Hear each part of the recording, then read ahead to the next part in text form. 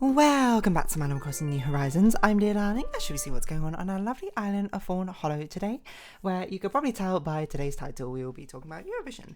Well, at least the entries in the 2024 version of Eurovision. I'm not going to be talking about Eurovision as a whole. Let's not be misleading. What are my overall thoughts on it? I would say from a musical standpoint, I would say that actually this year, more than most I think recent years, was probably the highest average of songs I actually liked. There are very few songs I think this year where I was just there was not. I don't know if there was a song I actively disliked, but there were very few songs where I was just like, not for me. But anyway, good evening everyone. Right now in Fawnhallow, it's 7:22 p.m. on Sunday, May 12th, 2024. I suppose if you're not European, or if you don't know about Eurovision in general, what it basically is, it's meant to be like a song contest where there's representatives from each country who enter a song. There's some stipulations, like you can't have more than five. Oh, it's basically a performance. It's a song festival. Each country enters a song plus performance, and then there's two voting things. One from a panel of jurors who are basically just sort of meant to be people who are musically experienced, etc., judging a song on the merit of the actual musical performance, etc., etc. And then there's the televoting, which is basically the general populace, which everyone rings in and then go ring ring, hey, I want to vote for this person. Or at least that's how it was back in the day. Now you can do it through texting, and I think through the app as well. Although I'll be honest, I've never voted, I think, in any of the Eurovision, so I probably should at some point, but I don't know. I'm just kind of here for the spectacle of it, if anything. So that's what Eurovision is, if you aren't particularly familiar with it. It's basically a song contest by a load of countries not even Europe, the extended Eurosphere. Eurovision just sort of like a namesake when it was actually just exclusively European countries. Now, I suppose if you're more into Eurovision, you'll know that this year has had a lot of drama and controversy, I suppose, around it. I would say, just to get ahead of it, because I'm not going to let the elephant in the room necessarily stand. I'm not really going to be discussing any of the drama or controversy on this. For one, this is not a drama or controversy channel. This is me playing Animal Crossing and doing things I want to do, and I do not want to turn it into a drama or controversy channel. If you're looking for drama, go find a drama YouTuber who's almost certainly covered it. And if you're wanting more of historical, educational facts about controversy and why some things stand and why people would be upset, then go search up the relevant YouTuber for that. You're not going to find it here, and I'm just getting ahead of it. That's not going to be discussed. And if you think you should be discussed, and you think that maybe I'm a spokesperson for it, I would debate against that, but I'm not really a spokesperson for it, nor I suppose I'm only influential in this sphere that I have, and that is a very small sphere in this first place. And in any case, I would encourage you to make your own platform and your own videos to discuss this stuff if you particularly want. I'm trying to be here to judge Eurovision on what it is to me, which is meant to be just a fun time of people connecting and sharing songs, but at the same time acknowledge that there is no art without politics intertwined with it. Nonetheless, there is no art without message. I would say, and Eurovision is inherently one tied up with a lot of politics in the first place due to the nature of the competition being the different countries representing different teams, quote. So yeah, I guess my long and short of it on the entire thing was love and peace is something what I wish would prevail, no matter what. And I idealistically would strive for a future where people would not have to live in fear nor have a cycle of hate perpetuate and continue. And I think you could probably get what I mean by that from that, as long as you're sort of even know. But as I'm saying, this is Animal Crossing. We're here for a relaxing, chill time where we can talk about the songs and the performances, because that's kind of what it's about as a layperson. So yeah, I'm actually, just got done listening to most of the songs again. Just so I can refresh my memory on what the performances were, so we can talk about them. And I'm going to talk about them in reverse order, starting from 25th, 26th, all the way to the top. technically, I guess, coming in 26 was Netherlands because they got disqualified in a very unprecedented thing. Again, if you're curious, you can go look up the details. I don't actually know the details, and I'm not going to be here to further any speculation. That song I actually thought was pretty decent, to be honest. It felt very, very Eurovision-y, Europapa, or whatever it's called. So it's a shame that they weren't able to perform in final, is what I'd say. But I quite liked it. It reminded me a lot of Papa Ute, and then apparently one of the lyrics talks about Papa Ute, so I was like, oh, okay, fair enough. It felt very Eurovision-y. I would say this Eurovision in general, more than ever, has a really high percentage of like Europop-esque songs, in my opinion. Europop-esque songs and sort of like dance-esque songs where there's like a repeated phrase over and over and over again. That seems to be the sort of direction we're trending in, especially, you know, like how a decade ago or something we were trending into like really slow, melancholic, heartfelt, emotional ballads, and then like a year before that it was just like weird, off the wall sort of like push and mold, that sort of thing. Now we're getting into the sort of like Europoppy things. You know, honestly, there are a lot of good entries, I'd say, this year. Okay, so Norway came 25th. This one I thought was fine. I thought it was just rather unremarkable. The thing I didn't like about the song is that it didn't really evolve. It felt like that much for me. I was like, oh, okay, you know, it's going in like kind of interesting. It's got like these sort of like heavy elements in it as well. But then it just like, I don't know, I feel like it didn't go anywhere. So I ended up kind of forgetting about it. It's a song where I was like, if you ask me, did you like it? I'd be like, yeah, I was fine with it. And then if you ask me, like, do you think there's any timeline you would have voted for this? I'd probably be like, probably not. There's too many other songs which just pipped it to the post, unfortunately.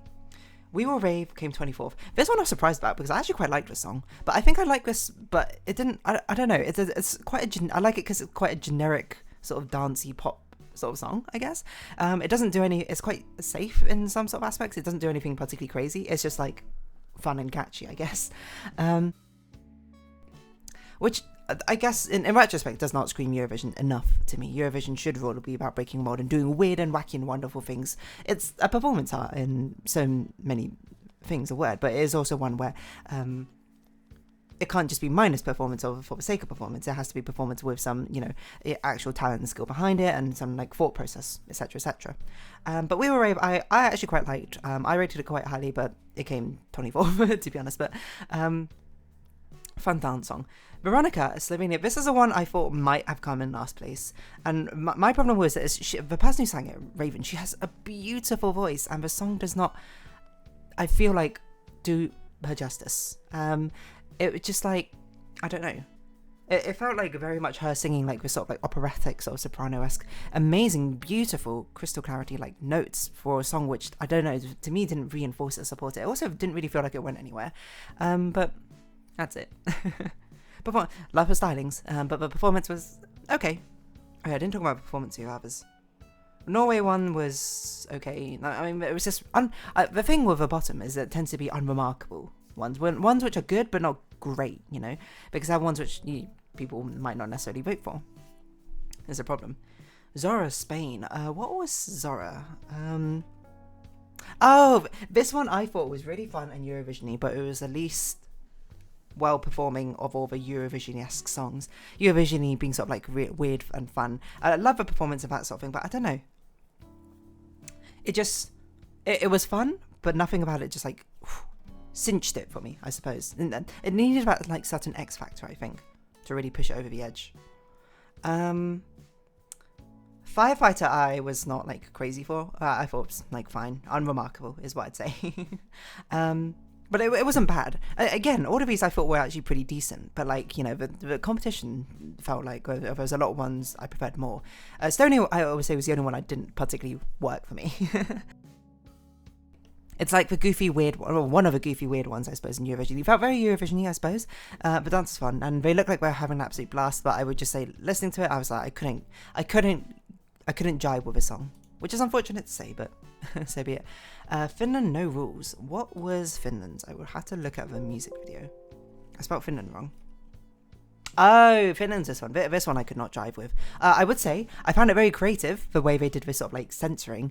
It was like, not censor bars, but like in camera, like directional censoring. That's another thing with this Eurovision, is I felt the directional quality of all the performances were like it was really good this year. It was like a huge step up, it felt like.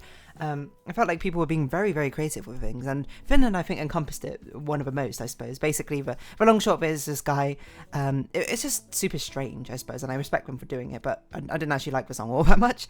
It was amusing. It's basically a guy, he doesn't have any like trousers or pants on, and then he sort of dances around the stage in those like very creative ways. They sort of censor him so he's not showing his private parts. Like a guy, my favorite one was a guy in the audience that he was just like dancing along with, and he was just wearing a hat which just like blocked it. I was like, okay, that's quite funny. Then the UK entry, Dizzy. I don't hate the song, I'll be honest. It infamously got 0 in the televoting, which I'm just like, I'm a bit surprised by. I don't think it would have got a lot, but I don't think it should have got 0. That seems unfair, I suppose. But to be fair, most people don't really like UK, so we don't really vote for them unless we have like a really good entry like Sam Ryder. The Spaceman was phenomenal. I don't even know what others in recent times that we had which were particularly good, but this one I thought was fine, like compared to the recent ones. I guess it was wholly unremarkable, I would say. The instrumental I actually quite liked in this one. It had like this weird sort of disorientating feeling. I don't know necessarily, I haven't like dived into like the chord progressions or something, but it gave me this sort of like weird dizzying feeling. And I liked the performance for like the first 30 seconds to a minute-ish of it, and then I was like, okay, now it's getting a little bit boring, because I was like, okay, it's quite fun doing this like weird camera control and turning thing, but then it was like, now it feels a bit confined. It's very, very gay, is what I'd say. Obviously, because it's, I suppose, a song which is about it in the first place, and presumably Ollie Alexander is. I guess it'd be strange if he wasn't, but I didn't really have a problem with that, obviously. My biggest problem, I think, with the set design of it is like, why is it taking place in such a grimy locker room? I guess it's meant to...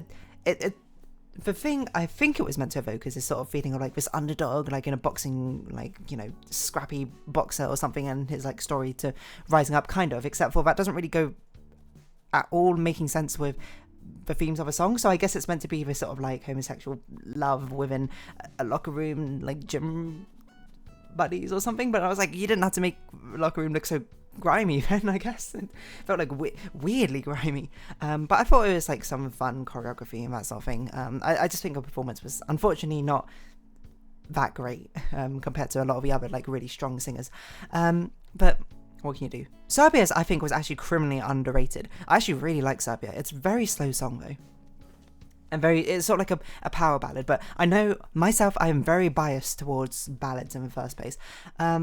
But I thought it was quite underrated. None of my friends were particularly all that fond of it, but I quite liked it.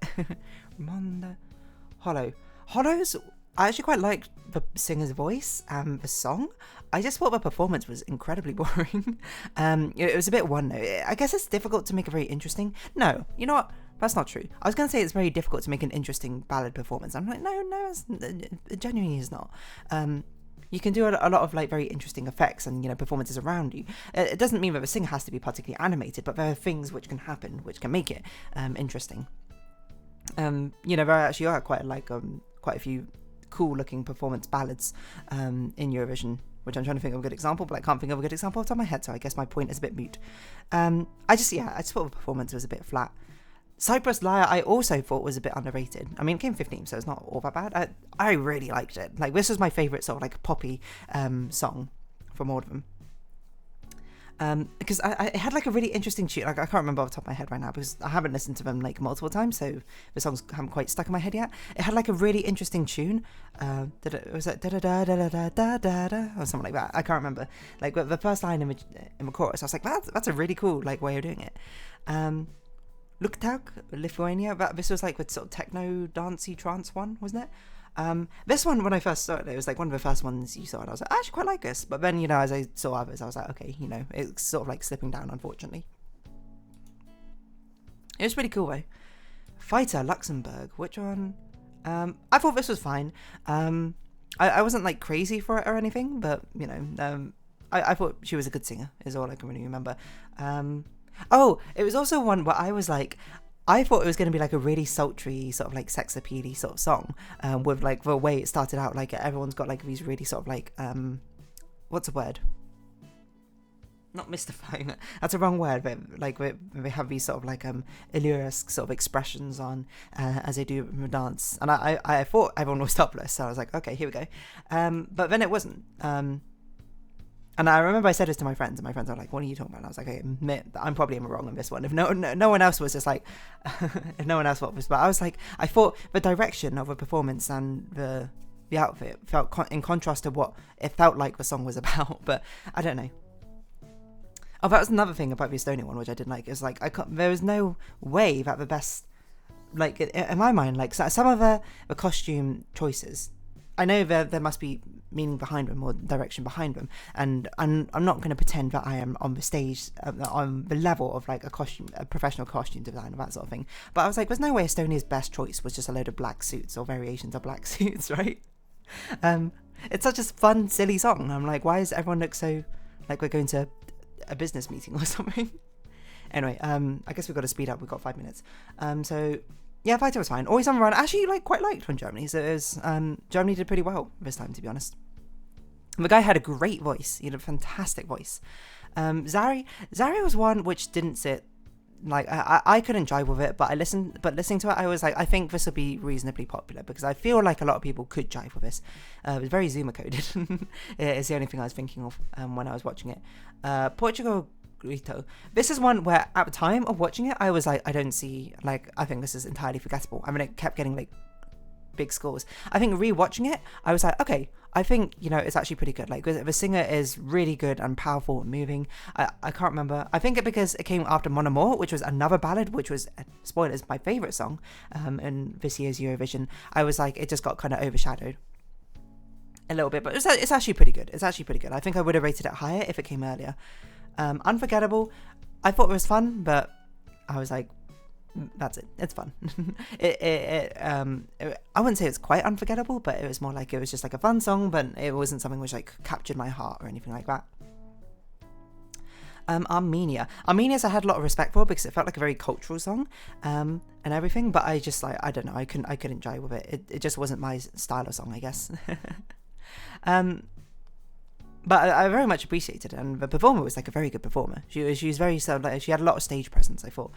Okay, what's next? Where are we? That one. Italy was my second favourite, La Noia. I really liked it, and I think the key reason I like this over a lot of the other songs, it really felt like it had an evolution as it went. You know, it had like a stripped down chorus, and then it had like a start building up a chorus again, and then it had like a completely stripped down chorus, and then it had like a full on chorus at the end. It really felt like the song was evolving, and like it actually took me on a journey as I was listening to it, which I really enjoyed, and it was my favourite until I saw Francis perform. Ireland was an interesting one. It was one I really wanted to win because I was like, it's so over the top, it's so crazy, but I was like, I really wanted to win. But performer Bambi, they're fantastic. I felt like her stage presence was really great. The song I was like more iffy about. I think by nature of it being a song which has like two very different genres melded together, it makes it even more like risky of like, does it work for you? Does it not work for you? In this case, weirdly, the metal, or like, I don't know what type of metal it necessarily is, or if it even is considered metal, but the very sort of like, the darker side, I suppose, of a song, actually like really, I actually like quite jammed with it. And weirdly, the lighter side of a song, which would be something I would appreciate more, I think, I was just like, it doesn't feel quite right for me. I don't know. Maybe because it was like meant to be such a sudden jump, which I'm sure was meant to be the song choice. It just like didn't sit right with me. Not like it had to ease itself in. Like it's not like they need to cater the song exactly to my tastes. I love the performance, and I really did want them to win, but you know, obviously it's probably a bit too extreme for most people. So it didn't. It still did very well. Like, don't get me wrong, it came like 5th, 6th or something. So yeah. So yeah, honestly, I quite enjoyed it to a certain extent. It's just, I don't know, the slow parts just not very bad or something. It was just more like, I don't know, for some reason I just couldn't end up driving with it. What's next? Okay, the next one, I think musically was actually an alright to good song, and that's all we had to say about that, so we'll move on. France, my favourite song. This was beautiful. Like, I thought a bit like listening to it, the first half or so, I was like, this is a great song. Like, I can already tell I'm giving this like an 8 or a 9 out of 10. This guy's voice, it's beautiful. I love the instrumentals. I love everything about it. It's just like swelling up. And then the moment which made this my favorite song is when he just like stood 2 meters away from the microphone and basically just sang with no backing whatsoever, just the raw power of his voice. And I was like, this is amazing. Normally, like, it might not necessarily work because you really got to have a good voice and confidence to pull it off. And he pulled it off, in my opinion. It was beautiful. And I was like, this is it. This is my favorite song. So I gave this is the song that I gave a Dear Darling 10 out of 10. I don't know what I gave 10 out of 10 last year, to be honest, but yeah, Ukraine, I love the rap section. I thought the non-rap section was fine. I think this did a lot better than I expected. I thought it would be like still in the top half, but like more like average-ish. But, you know, more part of them. Ukrainian rappers, they got flow, as it turns out. Like, because there's this one, and there was one from 2 years ago. I don't remember his name, but it was just like, damn. This girl, what was it? Alona. Her rap was phenomenal. Probably the best rap. I mean, there weren't many raps in this entire Eurovision, but it was probably the best one. Rimtin Takidim has the most catchy, I suppose, thing, but I wasn't all too like crazy for it. I loved the catchiness of it going rim dim taki dim, rim dim taki dim, rim dim taki dim. But I wasn't crazy for the song. But I think it's just not really my sort of song. With a sort of like very sort of chanty overture to it. Overture is not the right word, but still. Because there are a lot of other sort of similar songs which are also crowd favourites, which I also just didn't jive with all too much, like Cha Cha Cha from last year. I was like, I like it, but I don't love it or anything like that. This one I was like, it's good, but it's not great. For me, personally, remember, this is all inherently very, very subjective. I forgot what I was going to say now.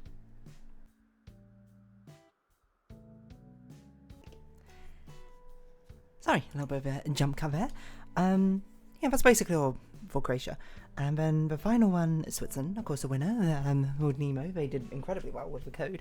I liked it. I thought it was really good. I thought it was definitely one of the strongest, and it was one of the ones actually, I think I bet on Switzerland and Croatia, one of those two to win, and they came first and second, so I don't know. I guess I had my pulse on the nation this time. Well, sort of.